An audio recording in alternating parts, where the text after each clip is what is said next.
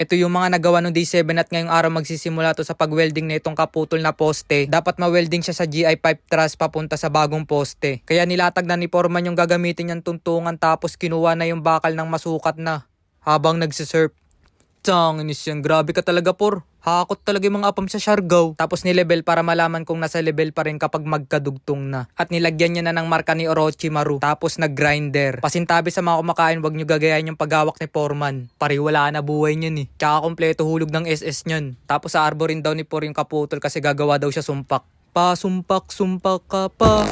Kininam. Pagtapos nga mag-grinder ni Foreman, grabe sukat no sukat, walang labis, walang ulam. Pagka-pult niya ng holder, inispatan niya muna magkabilang both side. Pwede ka na por sa Bulacan spotted. Pantay-pantay ang tingin ng mga mata. Pagtapos magyabang ni Por sa level, sunod naman niyang gagawin, maglalagay siya ng paleter yun na bakal para mas matibay at hindi mabilis bumitaw sa di malaman na rason. 10mm ginamit dito ni Por pangyakap sa dalawang GI pipe. Inispatan niya muna para no hand. Tapos finul weld niya ng kaliskis ng bayawak. Inis grabe si Por, sobrang Latino. Diva is a female version of a hustler. Sunod na ginawa niya dito, pinukpok niya yung 10mm para mas lalong lumapat habang nakatambok yung puwet. Sunod na ginawa niya, finul weld niya na lahat pati sa baba. Yung ginawa pala dito ni Foreman na kaliskis ng Samar Cobra. Boss, man, patingin nga man kung basag ka man.